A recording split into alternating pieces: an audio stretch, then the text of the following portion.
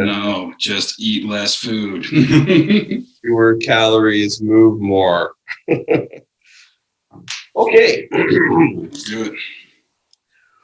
Ooh, what is going on, guys? I went for a little bit of a different mood there, and I don't think I liked it. Let me try that again. You found a different mood.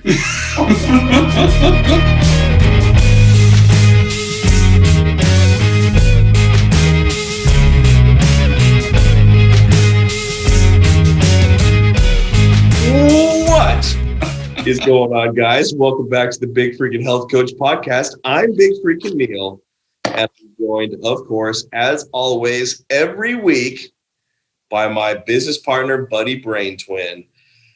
I can't remember his new Instagram name because he's throwing me off and switching it up. Coach Alex Cain. Coach Alex Cain, everybody. I've been saying Health Coach Cain for what, like 43 straight episodes. Oh man, what's going on, bud? How you doing, pal? You sipping on coffee? What are you sipping on? Water now. Water. And I'm trying to remember the good old days when you could go to the ballpark and get one of these giant souvenir glasses, even though it's the Mariners. Dude, when I was a little fat kid, I really this is gonna make you hate me, but I really couldn't have cared less about baseball. But I loved going to baseball games because I loved the crappy little hot dogs. First of all, the hot dogs are amazing. You're absolutely right. They are really good. It's like, I don't know what it is about stadium food where you know it's bad, but it tastes so good. Right? Like in any other context, you'd be like, ugh. Like, why would you feed this to a person? And you go to a ballpark and you're like, oh, hell yeah, give me 3 of them. I know. You're totally right. It's the same sort of experience as like movie theater food. Mm-hmm. Because those hot dogs are god awful. Let's be real. Yeah. But I also really liked getting those as a little fat kid too. Dude, those, the nachos with like the plastic drip on cheese. That's not at all cheese. And the chips that are like stale. Perfect circle tortilla chips. You're like, something's not right. These have been out of the package for days, clearly. Worked at a movie theater for a while. They are out of the package for days. Makes a whole lot of sense based on the flavor and texture. Mm-hmm. Also, if you see your person who's getting you popcorn and they're scooping real deep in that popcorn thing, and it's like the end of the day, ask for the hot popcorn. You don't want the stuff that's just been warming in the bottom for 12 hours. That's a really good point. I would not have thought of that. Yeah. That's very true, though, because when it pops, it just falls to the top, and then everything on the bottom has been there for all day. Ugh. Whenever you get that kernel that like feels kind of like styrofoam, that's a bottom of the bin kernel right there. It right from the bottom. Yeah. Oh, dude. Speaking of hot dogs and popcorn and junk food, what's our topic today, man? Serendipitously, it's 5 weight gain myths that we are debunking today. Heck yeah, I love debunking myths, dude. I know, right? Debunk is just such a great word. Debunk is a really good word, and it's just really fun to do. Mm-hmm. Full disclosure, one of these myths is not that movie theater / ballpark hot dogs are actually good for you, unfortunately. Sadly, that's not true. They're horrible for you. They're very bad. Probably somehow they're worse than the average hot dog. How many calories do you think is in one of those foot-long hot dogs that you get at the stadium? Oh, dude, I don't even know. And I'm 100% sure that the nutrition facts in that are not accurate. Oh, no, for sure not. Nobody, even the people that make them don't know. Yeah, because so like when they do calories for food, they combust it to see how many calories it contains, right? But I'm pretty sure, based on the texture of those hot dogs, that you cannot catch that on fire. Or if you do, it might just explode. Oh, man. So what is our first actual weight gain myth, buddy? That all sugar, regardless of source, is bad for you. But I love sugar. Yeah, well, you can have some. Yes. Like it's pretty straightforward. We're just looking at the processed sugar. Alex Cain. You're so welcome, big freaking Neil. Get that sugar, bro. We're talking more about like the people, we've all had clients that come up and are like, hey, I heard that there is a ton of sugar in this fruit. Yeah. I will not eat any more fruit. And I'm like, really? Or you'll see those like horrendous BuzzFeed articles that are like 10 fruits highest in sugar that somehow automatically store as belly fat. Not real in the slightest. Click through and it's like pineapple. So stupid. Yeah, no. Natural fruit sugar does not automatically make you fat. In fact, no sugar, if we're being honest, automatically makes you fat. Not even the processed garbage, not even the high fructose corn syrup that you not eat, but it will not automatically convert to fat. The thing about sugar and the reason why it contributes so much to weight gain for people is it's not very satiating and it's pretty calorie dense in terms of processed sugar. Fruit sugar and fruit in general is usually very satiating because it's also high in fiber. So it's going to contribute less to that. Do you want to walk us through sort of the science behind sugar and insulin and why it's not as big a deal as people make it out to be? Yeah, I'll give you the broad strokes because you can really get, and the problem is that people get bogged down in the minutia of it, right? So at the end of the day, your insulin levels are supposed to fluctuate throughout the day within a reasonable standard deviation of like where they should be, right? So when people talk about, oh, I'm going to have this fruit and it's going to be fructose, is the sugar, the carbohydrate is going to be in there. And this is going to just spike my insulin and I'm going to pass out. And it's like, not unless you're diabetic and you have a bunch of it. Like there will be an increase. But there's also an increase in insulin levels when you work out, when you eat anything. There are hundreds of things that can help your insulin and cortisol levels, which usually works somewhat conversely to each other, fluctuate throughout the day. Fructose gets absorbed differently than processed sugars do. It gets utilized faster, better, more efficiently. The difference isn't colossal, but it's enough to like, I mean, you're never going to find someone who's like, yeah, dude, I ate like 200 pears and now I'm really overweight. Like, it's just not a thing. It doesn't happen in the real world. So eat your fruit. Fruit's good for you. And it's so low calorie in spite of the sugar that like, come on, man, you need a little energy boost, have an apple. Yeah. 100%. Average size apple is like 70 calories. And that's like a meaty, decently sized apple. So that's really not going to make or break your daily calorie budget for sure. And like you said, it's a really good sort of, it's a really good quick source of energy when you do need it. So simple carbohydrates like that. Agreed. So that's super duper broad strokes because I don't even want to entertain getting involved. No, I think that was perfect. And it's worth putting out the disclaimer that we're specifically not speaking to diabetics. If you're diabetic, don't take any of this advice to heart. Don't think, oh, big freaking Neil and Coach Alex Cain told me that I could eat sugar and go into a diabetic coma, because we don't want that. You cannot. So, follow your doctor's advice to the T. That's a very good disclaimer. But a sort of related weight gain myth down the list here would be carbs in general as a whole make you fat. Especially in the last decade, carbs have been sort of demonized as the thing to avoid when you're trying to lose weight or not get fat. And it's just not true. Why do you think that is, man? Why have delicious, wonderful carbs gotten such a bad rap recently? So I think it's a long story. Originally, if you look at like the food pyramid from when we were kids, there was a bunch of research done about energy storage and things like that.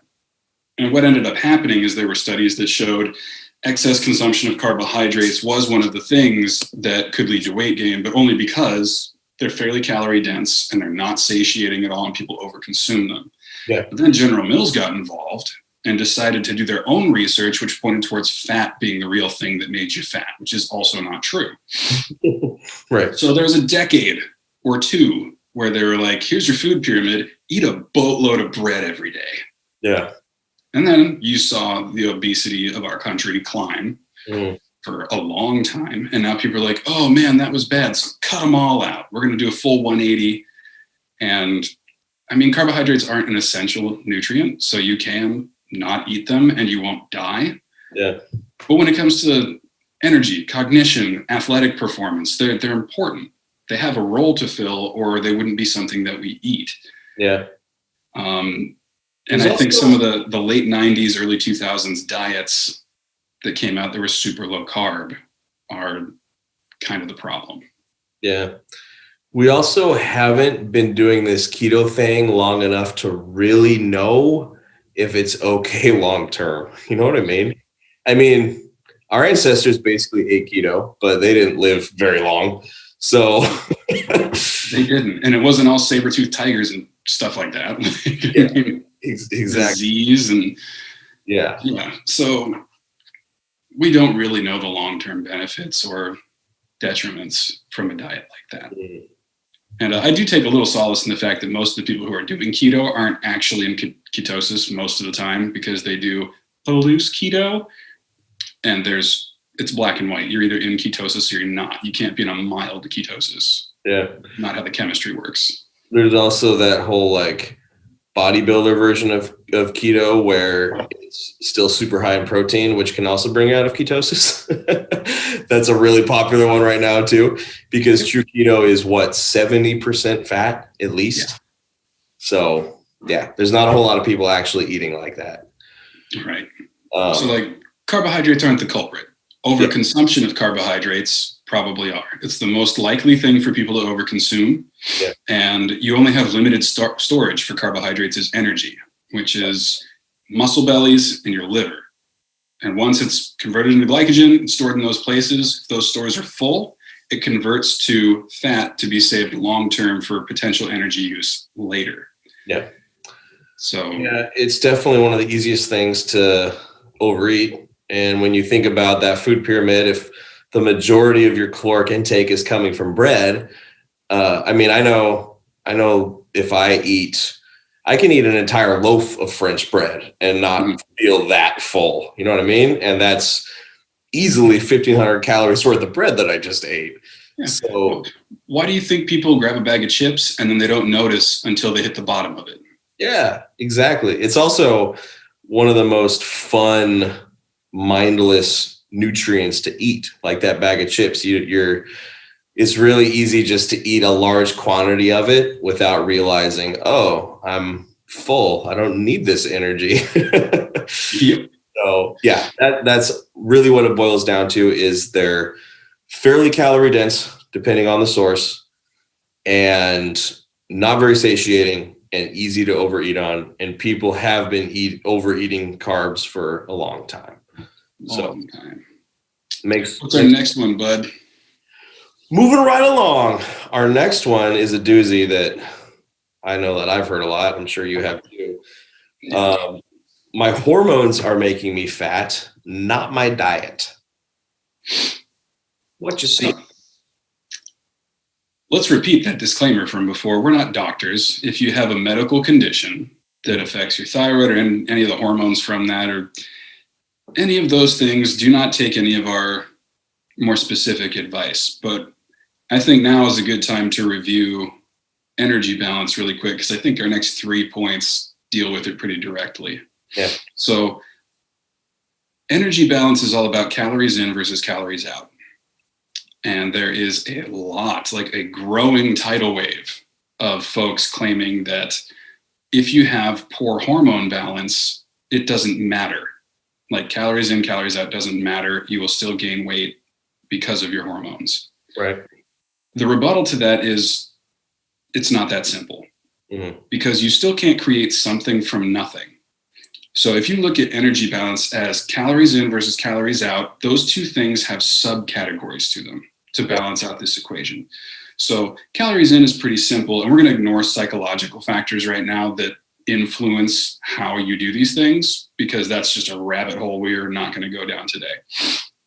For a pure physiological thing, you can eat calories or you can drink calories, but it's all calorie intake.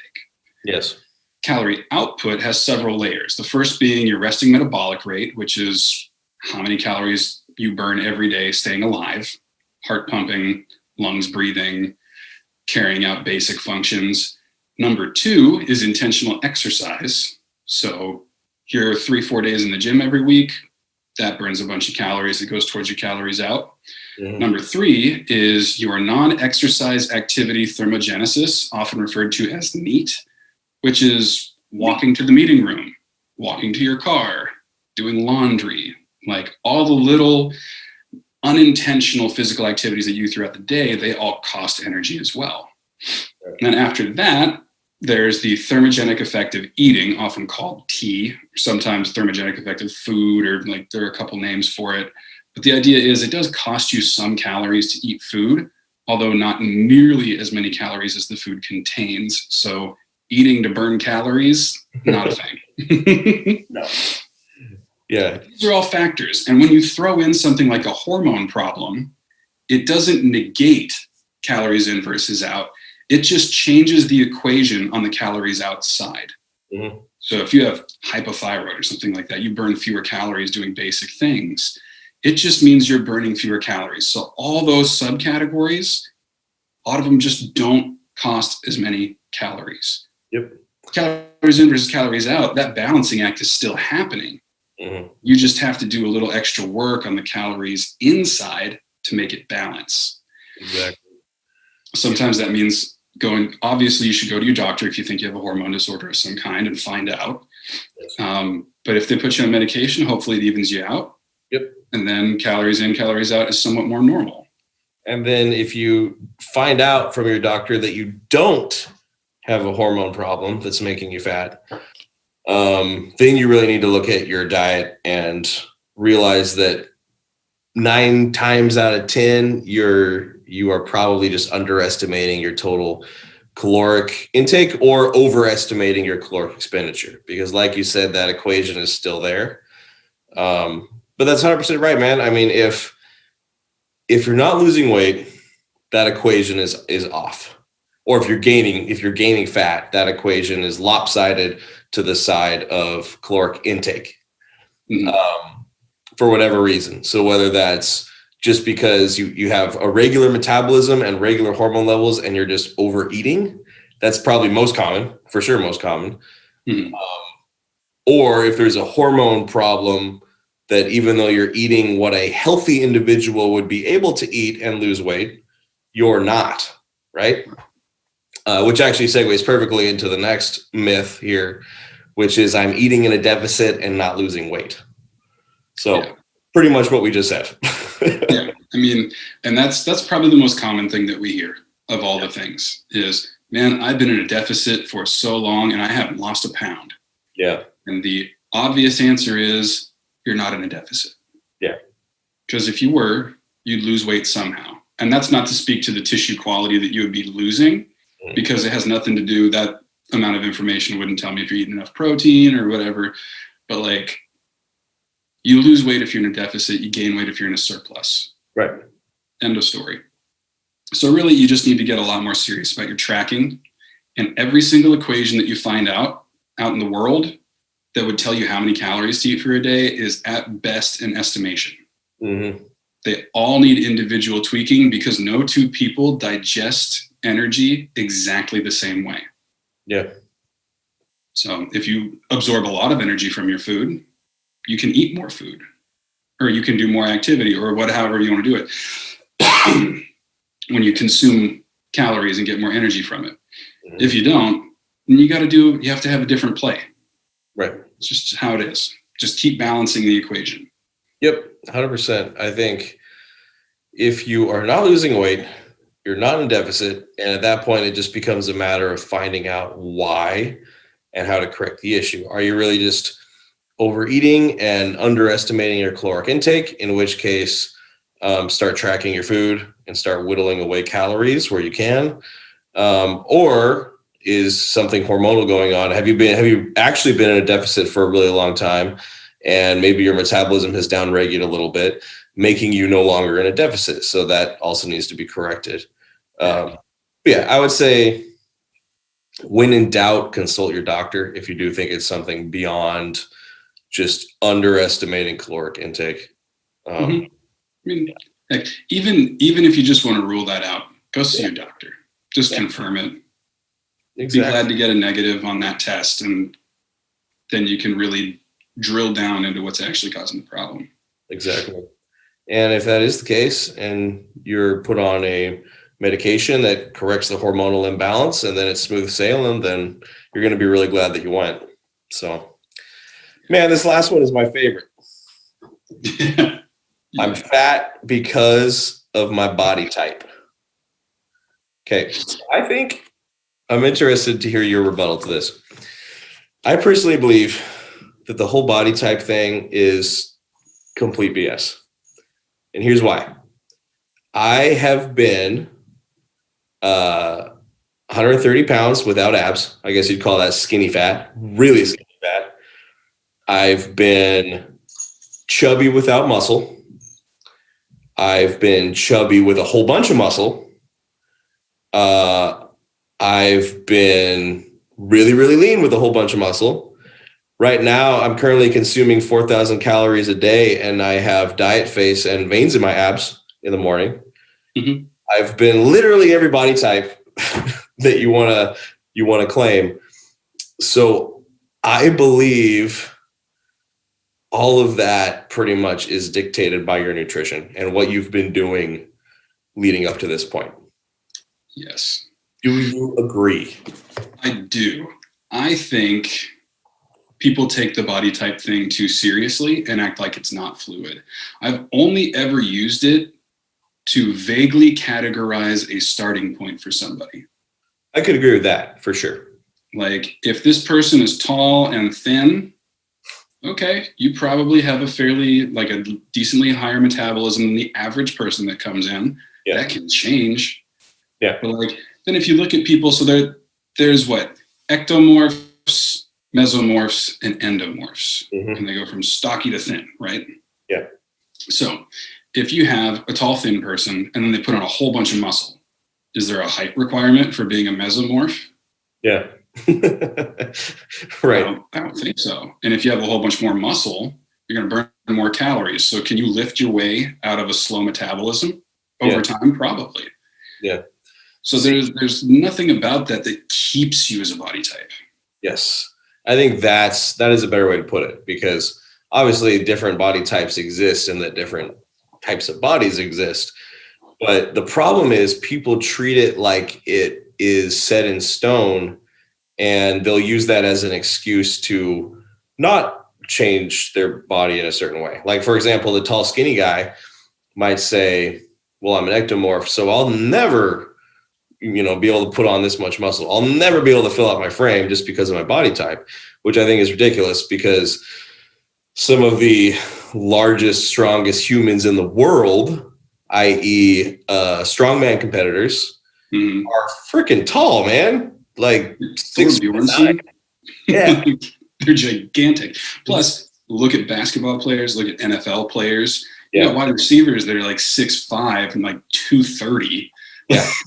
Like they're just big dudes sometimes. Like, exactly. You can't tell me that you can't put on muscle because you're tall. Yeah.